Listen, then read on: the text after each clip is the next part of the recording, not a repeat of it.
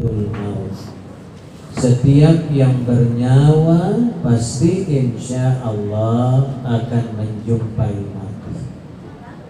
Jadi bapak dan ibu, terutama keluarga besar almarhum, orang tua kita yang tercinta, Bapak Dr. Andes Haji Martewakan Karen Raja, dan segenap handetolan yang hadir pada malam hari ini. Apa yang dialami oleh ayahanda inilah yang disebut dengan sunnatullah, ketentuan Allah yang berlaku mutlak dan tidak bisa diganggu-gugat oleh siapapun juga. Kenapa demikian Ustaz? Oleh karena almarhum ini miliknya Allah yang telah dipinjamkan kepada keluarga kurang lebih 80 tahun. Dan peminjaman ini tidak ada kontrak karya seperti PT Freeport, Newmont dan kawan-kawan. Tidak ada. Dipinjamkan dengan segala suka dan dukanya, sehingga alhamdulillah dalam menapaki kehidupan ini almarhum sudah mampu berkarya bersama istrinya 7 orang putra putri. Kemudian punya menantu, punya cucu, bahkan sudah punya cicit. Nah, berdasarkan biografi yang seperti ini Bapak Ibu, maka dapat kita simpulkan sementara almarhum ini kembali ke rahmatullah. Amin ya rabbal alamin. Ada yang bertanya, Ustaz, what is the meaning rahmatullah? Apa yang dimaksud dengan kembali ke rahmatullah? Bahwa jika seseorang meninggal dunia kemudian kembali ke rahmatullah, itu berarti kembali ke pangkuan Allah. Dan orang-orang yang kembali ke pangkuan Allah tidak ada tempat yang Allah siapkan baginya kecuali dahalal jannah, surga jannatun naim. Amin ya rabbal alamin. Nah, untuk itulah tidak ada ungkapan yang paling elok keluarga dan handetolan yang patut kita sampaikan, patut kita ucapkan kecuali alladzina idza asabathum musibah qalu inna lillahi wa inna ilaihi raji'un. Sekali lagi bersama-sama, inna lillahi wa inna ilaihi raji'un. Sesungguhnya almarhum berasal dari Allah dan akan kembali kepada Allah. Salam serta salawat semoga tercurah kepada Nabiullah Muhammad sallallahu alaihi wasallam. Mari sama-sama Bapak Ibu kita berselawat. Allahumma salli ala Muhammad wa ala ali Muhammad. Sekali lagi, Allahumma salli ala Muhammad wa ala ali Muhammad. Nabi yang telah mengajarkan kepada kita tidak akan meninggal seseorang kalau belum ajalnya. Ada orang meninggal karena sakit seperti almarhum, tapi tidak semua orang sakit itu meninggal. Betul? Kalau Bapak Ibu tidak percaya, coba jalan-jalan ke rumah sakit, masuk ke ruangan ICU, masuk ke ruangan ICCU, maka kita akan menjumpai beberapa orang yang tergeletak kaku tidak berdaya tapi tidak mati-mati. Kenapa? Belum ajalnya. Ada juga orang yang meninggal karena tua seperti almarhum 80 tahun, tapi tidak semua orang tua itu meninggal. Mertua saya kelahiran 37, artinya lebih duluan lahir daripada almarhum. Sama-sama guru, sama-sama pendidik. Saat sekarang ini alhamdulillah masih segar bugar, masih bisa keliling-keliling Stadion Matoangin, masih bisa keliling-keliling kalau diajak. Nah, kalau tidak diajak tidak dong ya. Nah, maka oleh sebab itu Bapak Ibu, bahwa bukan ketuaan, dan bukan sakit yang menyebabkan kematian, tetapi yang menyebabkan kematian itu adalah ajal. Ini juga mempermaklumkan kepada kita bahwa bukan COVID-19 yang membunuh orang. Saya ingatkan, bukan COVID yang membunuh orang, tetapi ajal. Namun kita tidak boleh memandang remeh. Cuma memang terus terang saja mohon maaf ini Pak Di, awal-awal munculnya itu penayangan di media tentang COVID-19 itu sungguh luar biasa. Orang sedang jalan-jalan tiba-tiba jatuh mati. Ada yang naik mobil tiba-tiba jatuh mati. Dan itulah yang diputar berulang-ulang kali, di backup oleh berbagai media. Akhirnya kita jadi the necker terus ya? Padahal Bapak Ibu 14 abad yang lalu, ini dengar, 14 abad yang lalu Allah sudah ingatkan kepada kita, walanabluwannakum bisay'in minal khawfi wal ju', bahwa saya pasti akan menguji kamu manusia dalam kehidupan ini. Yang pertama dengan rasa ketakutan. Jadi mati itu Ustadz urutan keempat. Ujian yang pertama itu adalah rasa ketakutan. Nah, makanya ada anekdot yang berkembang. Pada bulan Desember kemarin, malaikat maut ketemu dengan corona. Corona ditanya, mau kemana kau? Katanya mau ke Indonesia. Untuk apa? Menulari orang Indonesia. Berapa banyak? Corona menjawab 1000 orang gitu. Ternyata bulan April kemarin ketemu lagi malaikat maut dengan corona. Ditanya, katanya kau bilang cuma 1000, kenapa 10.000 yang meninggal? Dia bilang, toh jeng, 1000 dia yang kutulari, yang 9.000 meninggal itu karena ketakutan di antara mereka. Saking takutnya kalau ketemu saudara tidak mau misalaman.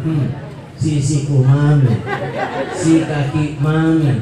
Ada bahkan ibu-ibu, ibu, Prof, yang beredar di WA itu kan lucu itu. Istrinya duduk-duduk di kursi, datang suaminya dekat-dekat, nak kasih meter, jarak 1 meter. Istrinya tidur di tempat tidur, loncat-loncat, suaminya di dekatnya, nak kasih meter, 1 meter. Nah, sekalinya besok suaminya hitung uang. Datang istrinya, nak kasih meter. Masih mau kok. Nah, oleh sebab itulah Bapak dan Ibu, saya mohon maaf ini Pak Guntur ya, karena saya lepas masker. Pernah miku coba ceramah pakai masker, tapi sesa kak corona. Hampir kak pingsan apa-apa bauku sendiri. Jadi mohon maaf ya. Nah, Bapak Ibu jemaah yang dirahmati oleh Allah, kenapa Ustadz buka dengan cara seperti ini? Nah, ini yang harus saya jelaskan. Kita datang kemari bertaksiah. Ada yang tanya, apakah sebenarnya taksiah itu Ustadz?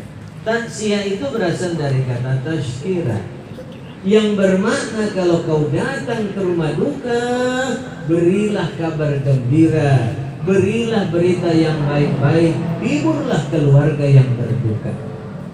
Adakah tadi berita gembira yang Ustadz sampaikan? Ada. Di awal Ustadz sampaikan bahwa almarhum ini kembali ke rahmatullah, kembali ke pangkuan Allah.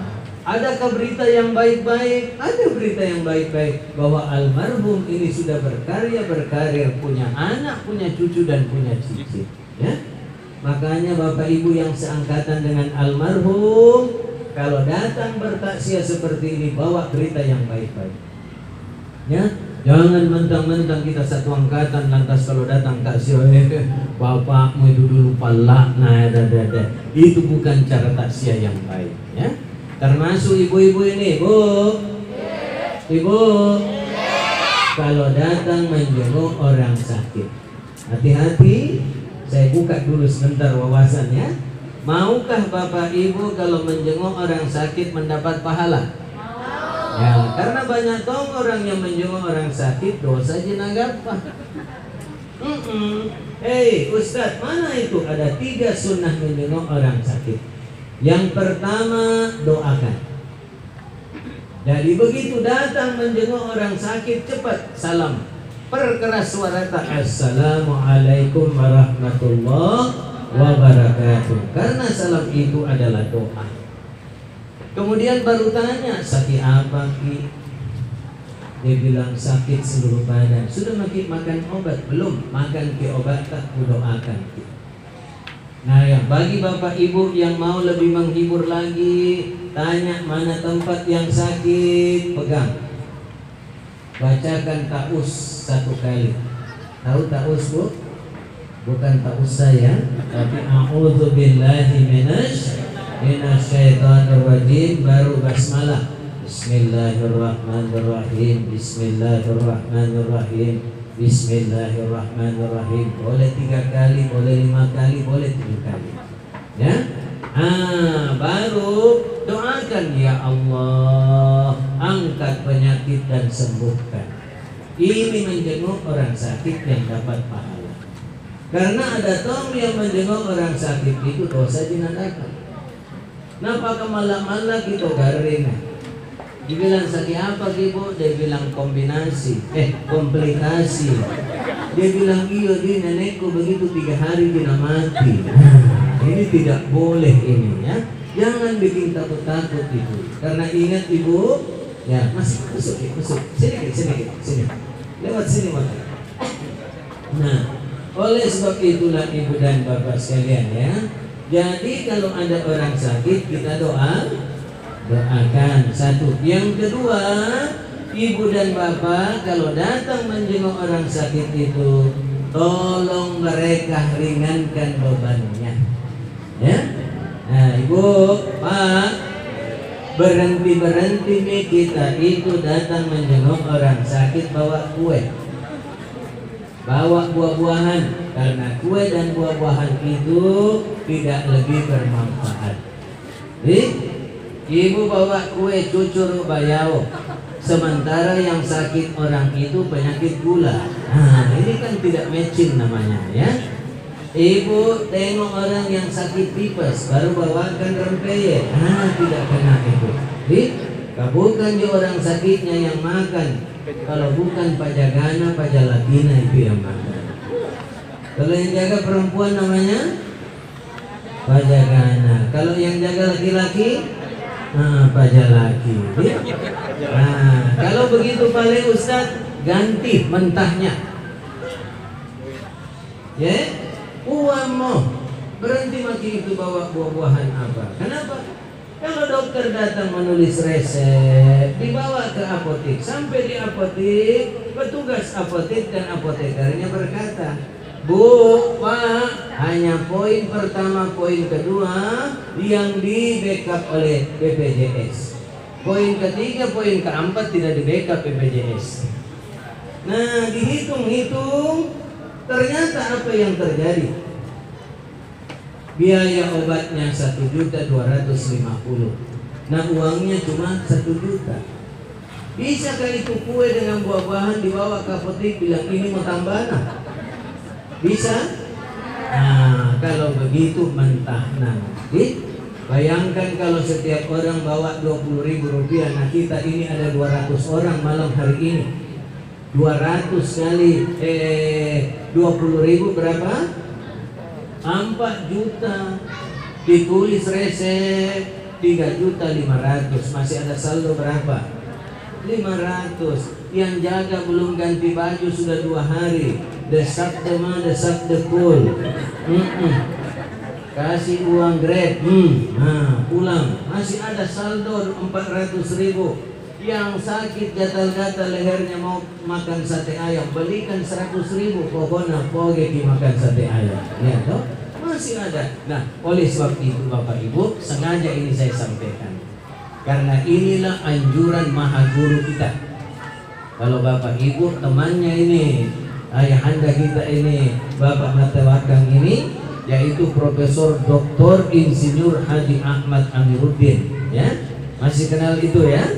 Beliau itu yang sampaikan sama saya, Ustaz, sampaikan kepada masyarakat bahwa ini yang harus mereka lakukan, ya. Robah itu pola pikir untuk meringankan beban sesamanya. Nah, kemudian yang ketiga, Bu, Ibu, Pak, sunnahnya menjenguk orang sakit tidak boleh berlama-lama, maksimal 15 menit, ya. Nah, jangan seperti kita biasa pergi menjenguk orang sakit ngira minta pere, ngira domi. Ini ibu kadang heran, suamiku selama 3 hari di rumah sakit tenang tidurnya, kenapa hari keempat tidak bisa tidur? Ternyata dia dengar itu yang jaga di luar main domi. Kebetulan yang sakit Pak Domi juga. Karena double hot.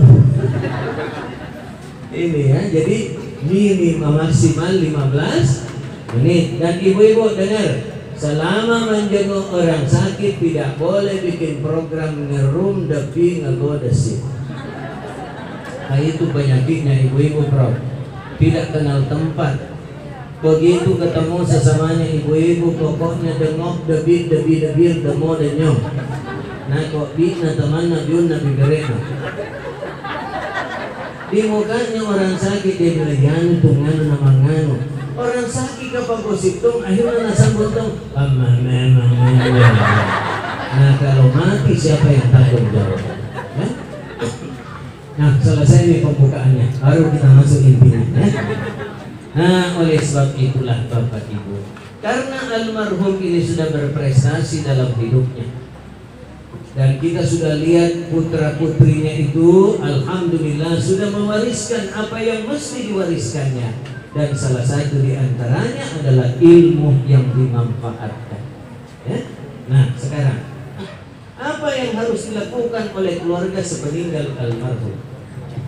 Allah Subhanahu wa ta'ala mengingatkan kita 14 abad yang lalu di dalam Al-Quran pada surah Al-Baqarah ayat 153. Sama-sama kita baca, ya. Surah apa Bapak Ibu? Ayat berapa? Ya, ayo sama-sama kita baca. Rahmanirrahim.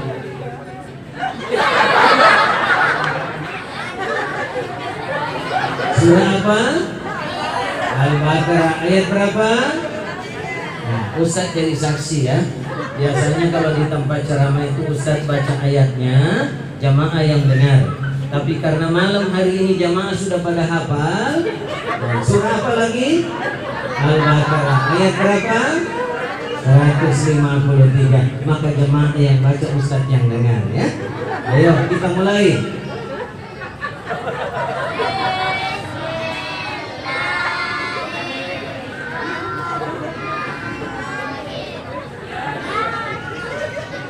Sampai di sini lagi. Nah, kalau begitu mari kita baca pelan-pelan sama-sama, ya.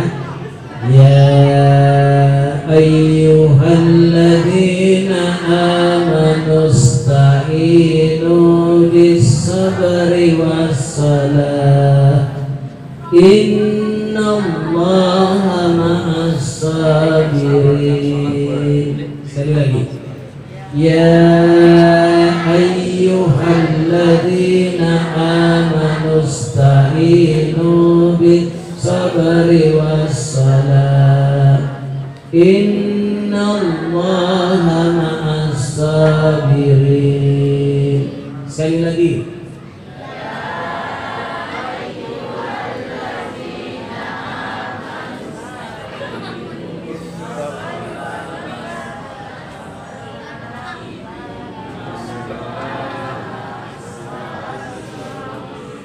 Alhamdulillah, ada yang sampai, ada yang putus, ada juga yang bengkok, ada bahkan yang kedengaran ya ayyuhalladzina amanu kutiba alaikumussyam.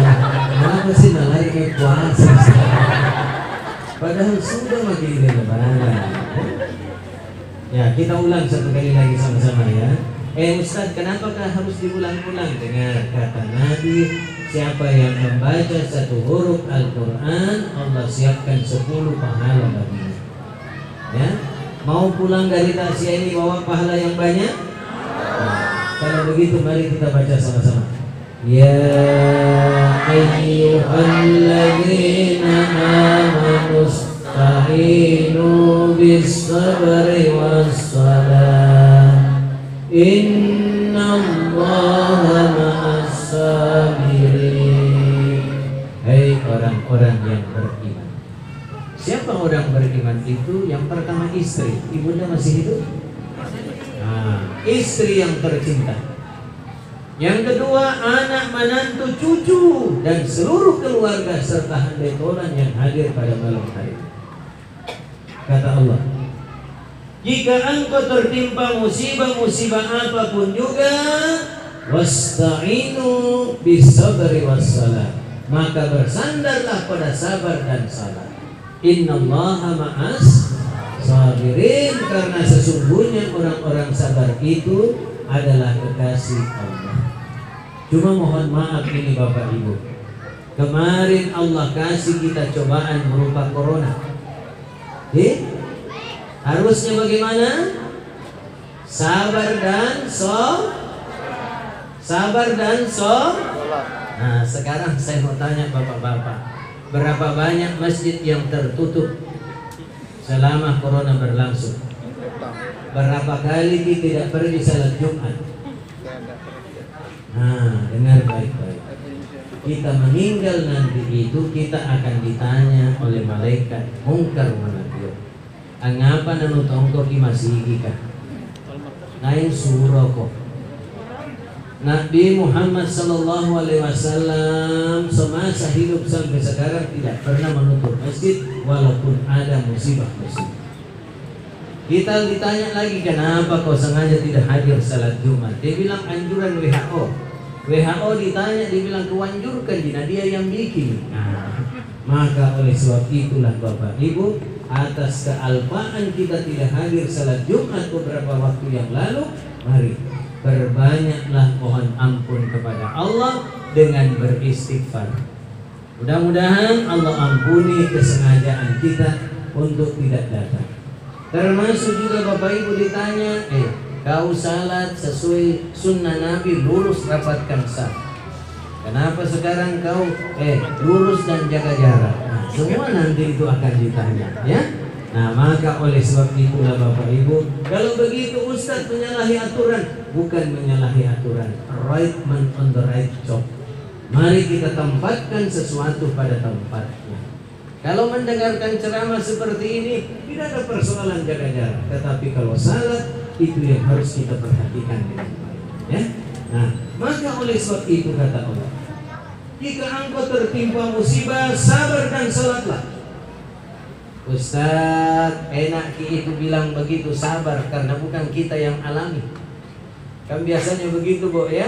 Sabar itu enaknya di bibir, susahnya di hati. Kalau orang yang kena musibah enteng kita berkata sabar kindi, pasti ada hikmahnya. Tapi kalau kita sendiri yang kena musibah, kadang-kala susah berlaku sabar. Betul? Tapi saya ajak seperti ini Pak untuk sabar, bukan karena apa-apa. Saya juga mengalami kemarin. Tanggal 26 bulan Maret, anak saya yang tertua Muhammad Ali Imran itu berpulang ke rahmatullah. Yang kasihan itu putra saya Bapak Ibu, karena pulang tugas dari Dubai, ya, pulang tugas, dia minta izin untuk pulang itu karena sakit di bagian kepala yang sungguh luar biasa. Pulang ibu dan bapak di bandara Cengkareng itu sempat masuk klinik, diperiksa apa, tidak ada persoalan, lolos sampai Makassar. Nah, di Makassar itulah pada saat dirujuk ke Wahidin, tiba-tiba ada seorang perawat berteriak, itu dari Dubai, dari luar negeri. Maka dirujuk ke Wahidin itu dengan cap COVID-19. Subhanallah. Ya, untung, dan itulah yang pertama di Sulawesi Selatan kasus COVID-19. Untungnya itu tidak disampaikan anaknya Ustadz Agung, ya. Untungnya. Kadek-kadek meminta ceramah. Nah, apa yang terjadi Bapak Ibu? Masuklah di rumah sakit Wahidin, Alhamdulillah tanggal 12 masuk, diperiksa tanggal 13, keluar hasilnya tanggal 15, disuruh pulang. Dokter bilang pulang. Kenapa? Hasil swab pertama itu negatif. Saya bawalah ke rumah. Dari tanggal 15 sampai tanggal 22. Tiba-tiba tanggal 22 naik panasnya. Dibawa lagi ke Wahidin. Sampai di sana, sayangnya karena tidak dilihat itu hasil yang 15. Yang dilihat itu rujukan awal stempel COVID. Diisolasi lagi. Dengan izin dan petunjuk Allah. Tanggal 22 diisolasi, tanggal 26 meninggal dunia. Subhanallah Bapak Ibu. Saya ditelepon kepala rumah sakit, Ustadz anaknya sudah meninggal, kemudian ini harus diberlakukan COVID. Saya datang ke rumah sakit, saya berkata, dok saya siap kalau diberlakukan COVID. Cuma satu pertanyaan saya, sudah ada hasil pemeriksaan? Katanya belum. Saya bilang, dok kemarin itu ada hasil pemeriksaan swabnya negatif. Kemudian ibu dan bapak sekalian karena bilang belum, saya tanya lagi, siapa yang mandi, siapa yang kafani, siapa yang kuburkan? Maka berkatalah rohisnya, kalau begini Pak tidak lagi dimandi, dibungkus-bungkus dengan pakaian matinya, direping, kemudian ditayamum saja, kemudian disalati, dibawa. Untungnya anak saya meninggal bulan Maret. Karena maraknya itu macanda nanti bulan April. Ibu dan bapak sekalian, sudahlah, saya mandi sendiri dengan APD lengkap, saya mandi, saya kafani, kemudian saya salati bersama keluarga. Sesudah itu kata dokter tidak boleh dibawa ke rumah, langsung saya bawa ke kuburan keluarga. Di tengah jalan baru ada berita hasil swab kedua itu negatif. Subhanallah, mau dibawa pulang ke rumah, salah-salah nggak di jembatan Sungguh Binasa. Sementara saya sendiri tinggal di Kokeba, komplek kesehatan Bantar-Bantai. Kokeba. Itu kan sudah terlalu jauh Bapak Ibu, ya. Akhirnya apa yang terjadi? Saya katakan pada keluarga, kita lanjutkan untuk kita kuburkan secara kekeluargaan. Nah, ada yang tanya saya, bagaimana menurut pendapat Ustaz? Saya bilang saya bersyukur. Kenapa? Bisa saya selenggarakan sendiri. Yang kedua karena dia bawa pulang dirinya. Yang ketiga karena kita masih sempat terawat. Nah, oleh sebab itulah Bapak Ibu, yakin saja apa yang dialami oleh ayahanda kita itulah yang terbaik dari Allah. Kenapa? Karena umurnya 80 tahun. Saya kira Bapak sebagai pendidik itu paham. Pak Ketua Gugus tahu betul itu. Mohon izin Prof ya, bahwa di dalam psikologi perkembangan itu digambarkan seseorang yang umur 60 tahun itu, maka dia akan terkena 3 jenis penyakit abadi yang tidak ada obatnya, kecuali yang bersangkutan ahli ibadah. Tolong ibu bapak mengangguk kalau benar, menggeleng kalau salah. Yang pertama, penyakitnya orang tua itu sangat sensitif, mudah tersinggung. Betul? Betul. Bukan dia yang dicerita, dia yang demok-dejok, amok-dejok. Ya kan? Satu. Yang kedua, penyakitnya orang tua, biar namanya Denaba atau Denbaji, tetap juga digelar Denkapol. Suka marah yang tidak pada tempat. Dan yang ketiga, orang tua itu kalau ada maunya, anak kuleng tunda-tunda, pokoknya pun na ero memang. Betul? Nah, kita yang bilang, bukan Ustaz. Nah, kalau yang bersangkutan itu ahli ibadah, lantas keluarganya juga ahli ibadah, maka almarhum itu menjadi ladang surga buat keluarganya. Kenapa? Karena orang yang taat ibadah itu Allah berikan tatmainnul qulub, ketenangan jiwa, dan jiwa yang tenang ini insya Allah akan melahirkan pikiran yang jernih, dan pikiran yang jernih inilah yang melahirkan bakti anak kepada orang tua. Nah, makanya bapak-bapak, ibu-ibu, mohon maaf, Bu, Ibu, mau ki nanti kalau tua kita dikasih masuk ke panti jompo? Hah? Tidak mau? Nah, maka bapak, ibu yang punya orang tua, yang punya mertua, perbaiki hubungan tak dengan orang tua dan mertua tak. Saya tidak menyinggung ibu-ibu ini, tapi kalau tersinggung alhamdulillah. Belakangan ini ada yang berkembang, suamina na cintai, orang tuana na cintai, mertuana na cintai. Tidak main-main. Kalau keluarganya yang datang, masuki, duduki, ngandreki, mantap nah. Giliran mertuanya yang datang, iparnya baru di pintu, debir demo danyang. Yumnya diberi apa saya nak cari itu karena masih uang. Tidak boleh seperti itu ya. Maka oleh sebab itu, ibu bapak kalau tidak mau disia-siakan sama anak-anaknya pada masa tua nanti, jaga baik-baik orang tua kita. Ya. Nah, kalau begitu Pak Ustaz, bagaimana wujudnya sabar? Satu, amanu bi rabbihim. Ayo sama-sama. Amanu bi rabbihim. Sekali lagi. Amanu bi rabbihim. Apa itu Ustaz? Ahli waris yang ditinggalkan, tingkatkan kualitas ibadahnya, lantas doakan almarhum setiap selesai salat. Mari kita hitung potensinya. Almarhum tinggalkan istri 1, anak 7, menantu 7, 6. Kenapa begitu terperinci Ustaz? Siapa tahu ada yang double, makanya kita mau perjelas ya. Jadi berapa tadi? Anak 7, menantu 6, tambah istri 1, berapa itu? Nah, tambah dengan cucu berapa? 20. Mana cucu? Ada cucu di sini. Nah, ini Ustadz Agung mau tanya, mau jadi doakan keren. Kenapa Ustadz tanya seperti ini? Sebab kemarin itu saya taksir di satu tempat, saya tanya itu cucu mau jadi doakan nenek tak? Dia bilang tunggu dulu Ustaz. Saya bilang apanya lagi ditunggu nak jelas-jelas ini nenek tak? Dia bilang tergantung surat warisan. Kalau ada namanya bapakku dengan mamaku, ku doakan ini nenekku. Kajaman sekarang seperti itu Ustaz. Ada uang, abang disayang, tidak ada uang. Begitu. Sama Tonji itu berbeda itu perlakuan jamaah. Kalau undang ustadz, undang penceramah, undang pengaji dengan undang artis. Kalau artis diundang, dicarikan mobil bagus. Iya tuh. Diantar jemput. Kalau ustadz datang lagi dilihat dia pulang sendiri makanya. Termasuk pengajian tuh. Makanya saya dengan istilah ustadz dengan para pengaji itu saya bilang, kalau kita datang pada suatu acara, berlakukan itu protokol SDM. Apa itu Ustaz? Selamatkan diri masing-masing. Jangan mau minta diperhatikan pokok. Oleh sebab itulah ibu dan bapak jemaah, mari, adakah di antara keluarga ini 10 orang yang mau mendoakan almarhum? Ada? Nah, mari, tidak usah terlalu banyak, hitungan 20 ya. 10 orang saja. Berapa kali kita salat sehari semalam?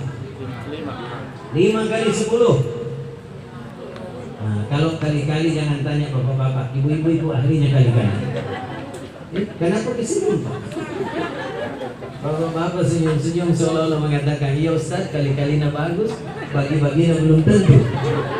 Nah, berapa tadi? 5 kali 10? 50. Sekarang 50 bagi 24. Kamahan itu. Berapa? Nah, dapat 2, hilangkan komanya. Dari mana itu 24 Ustaz? Kita hidup sehari semalam 24 jam. Nah, 2. Sekarang 60 bagi 2.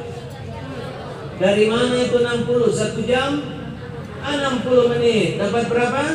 30. Nah, andaikan ada 10 orang yang mendoakan almarhum, maka dijamin setiap 30 menit kuburan almarhum itu akan direnggangkan oleh Allah. Alhamdulillah. Bagaimana gitu perasaan tak kalau tidur dalam kamar, pintu tertutup, jendela tertutup, full AC. Nikmatnya Ustaz luar biasa. Tiba-tiba mati lampu 3 jam. Udah bosan luar biasa. Pintu dibuka, jendela dibuka, angin semilir bertiup. Bagaimana rasanya? Nikmat sekali. Begitulah yang dirasakan oleh almarhum kalau didoakan oleh ahli warisnya yang ahli ibadah. Nah, 1. Yang kedua, sidnahum hudan. Apa tadi yang pertama? Amanu bi rabbihim. Yang kedua, Zidnahum hudan. Coba sama-sama. Zidnahum hudan. Ulangi. Apa itu Ustaz? Lanjutkan kebiasaan baiknya almarhum.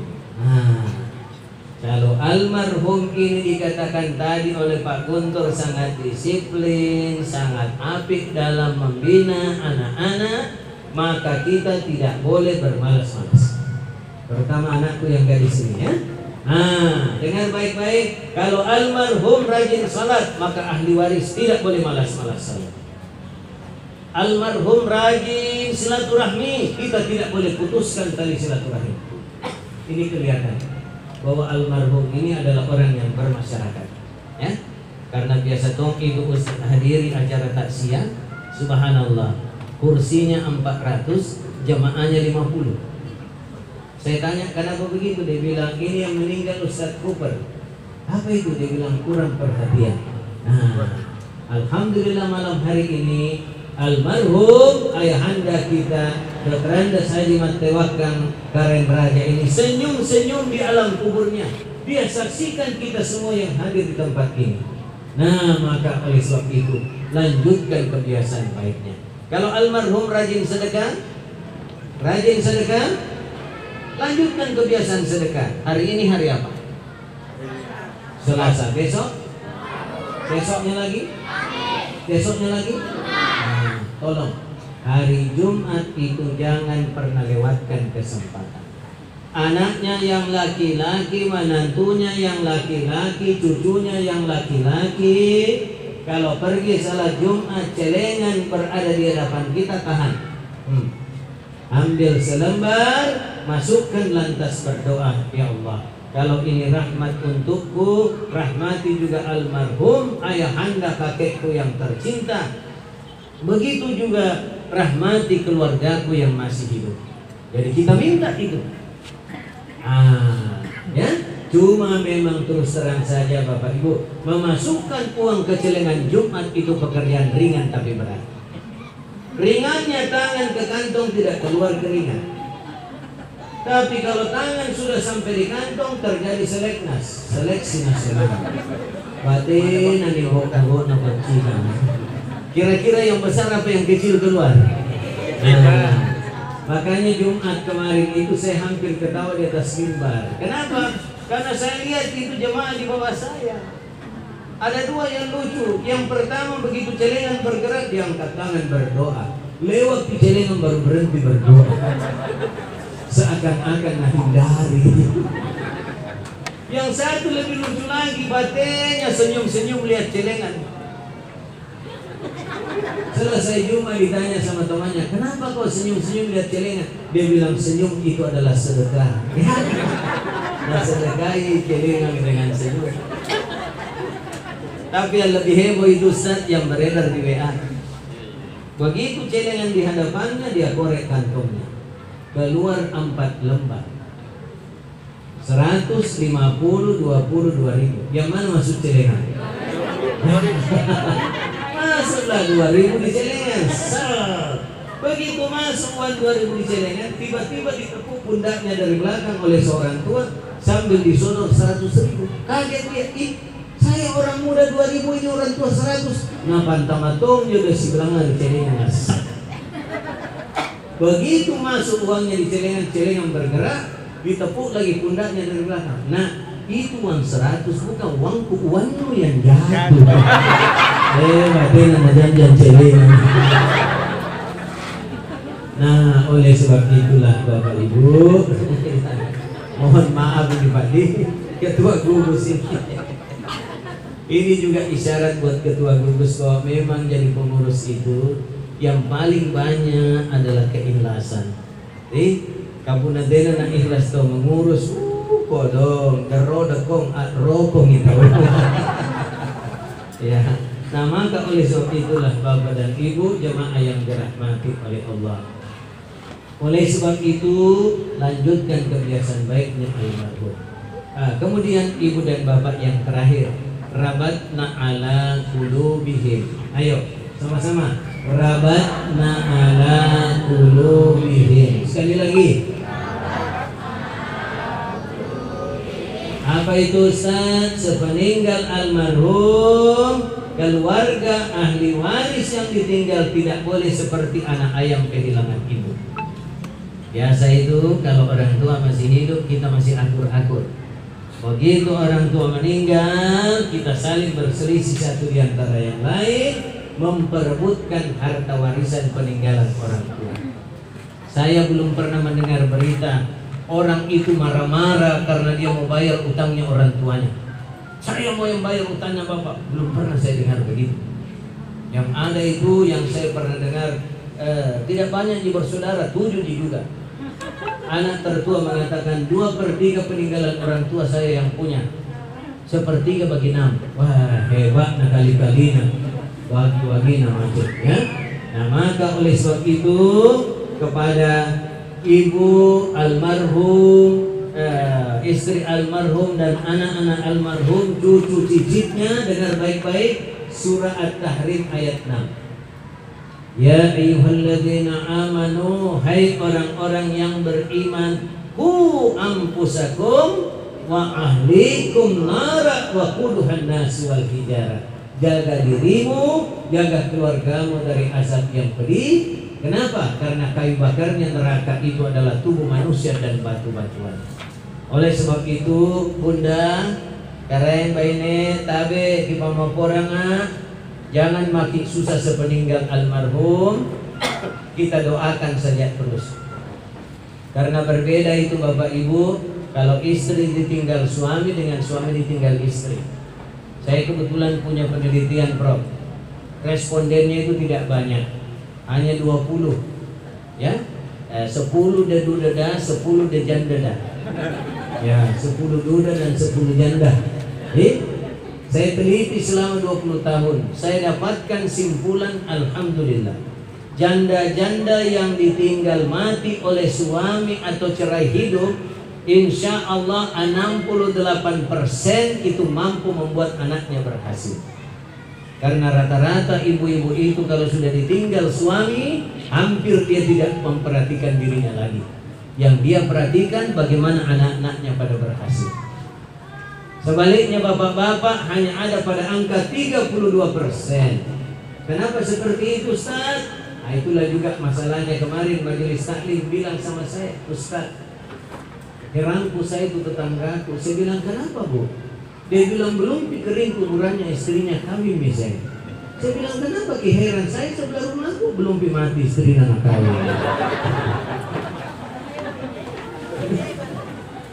Makanya kalau ada suami ditinggal pergi, istri menangisnya keras, lihat baik-baik kita tunjuknya itu.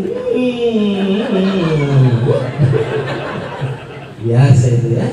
Nah, oleh sebab itu 3 hal ini Bapak Ibu yang perlu kita lakukan sebagai ahli waris. Yang pertama, doakan setiap selesai salat, lanjutkan kebiasaan baik, dan jangan berselisih sepeninggal almarhum. Insya Allah kalau kita tempuh cara yang seperti ini, maka almarhum dilapangkan alam kuburnya, keluarga tabah dan sabar menghadapi cobaan. Yang paling terakhir buat kita yang masih hidup ini, dengar baik-baik. COVID-19 itu adalah makhluknya Allah. Maka oleh sebab itu kita tidak boleh lebih takut kepada makhluk ketimbang kepada Allah. Yang jadi persoalan sekarang ini, dekatkanlah diri kita kepada Allah dengan tertib ibadah. Saya selalu mengatakan orang yang datang salat Jumat itu tidak bawa virus. Kenapa Ustaz? Sunnahnya Jumat, sebelum Jumat mandi wajib. Sebelum masuk masjid, sebelum dia itu salat sunat, berwudu terlebih dahulu. Jadi memang dia sudah steril. Nah maka oleh sebab itu tidak ada jalan lain kecuali kita lebih mendekatkan diri kepada Allah. Kemudian yang kedua, perbaikilah silaturahim. Jangan karena COVID-19 ini lantas kita senantiasa tidak berkomunikasi dengan keluarga ya. Mudah-mudahan apa yang saya sampaikan ada manfaatnya. Mari sama-sama kita mohon ampun kepada Allah.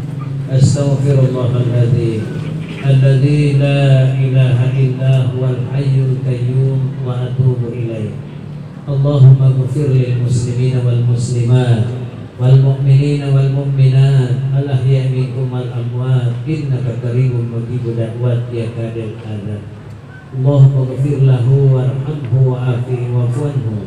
Rabbana zalamna anfusana wa illam taghfir lana wa tarhamna lanakunanna minal khasirin. Ya Allah, ampunkan segala dosa dan kesalahan ayahanda kami Bapak Dr. Andes Haji Mat Tewakkan Karen Raja. Lapangkan alam kuburnya, jadikan kuburnya sebagai taman-taman di antara taman surga.